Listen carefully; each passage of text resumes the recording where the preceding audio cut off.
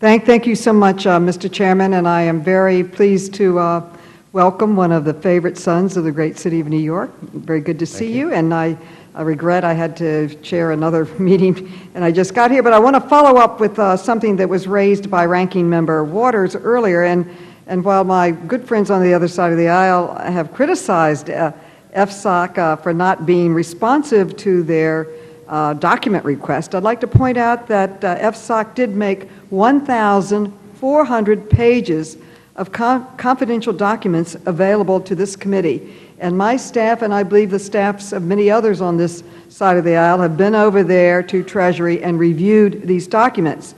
And these were confidential documents laying out the detailed reasoning behind the FSOC's decision to designate individual companies as systemically important, which was exactly what the majority asked for. So I think supplying 1,400 documents for review is being responsive, and I just want to make that very, very clear. Now, I would like to ask you, Mr. Treasury, you said earlier that the issue of bond market liquidity is a legitimate one, but we should be very careful about assessing the causes of the lack of liquidity.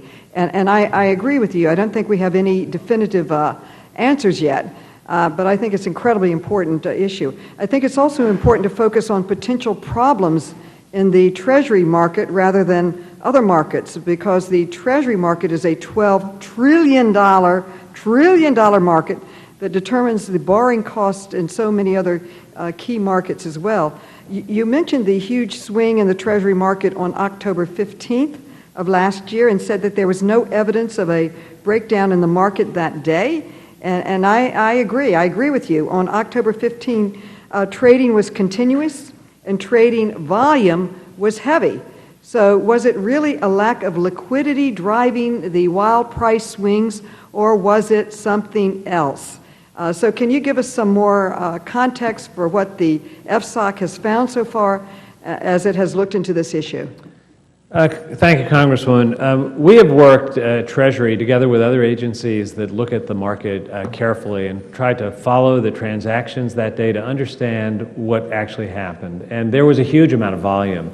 And there was this 15-minute period when there was a price spike.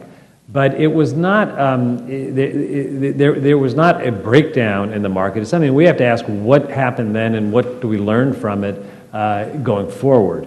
There was a huge amount of electronic trading going on. Market structure has evolved.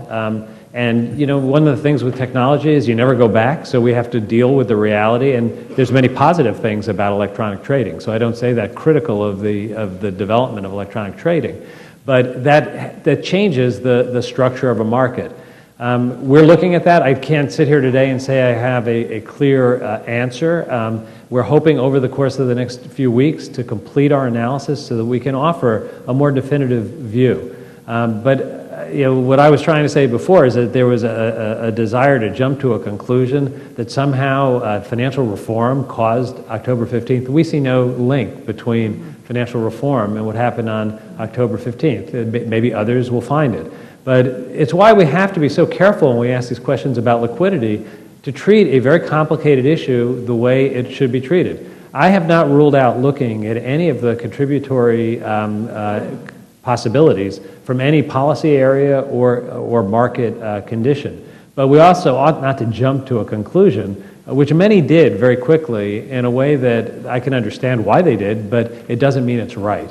And the Treasury market remains the deepest and most liquid in the world. There are other areas of the market where there are some questions about liquidity that are quite legitimate, where they're not electronically traded, so that is different, where the huge volume of corporate bond issuances raises some questions about would there be a good liquid market if there were a very stressed day. We're looking at all those questions. We take them very seriously.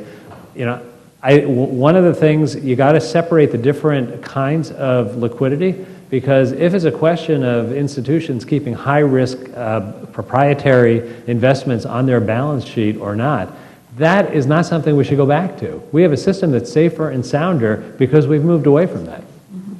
Well, thank you, and I look forward to your report, and I hope you'll personally brief members of Congress. I would look forward I to it. think it's critically important, and my time has expired. Thank you very much.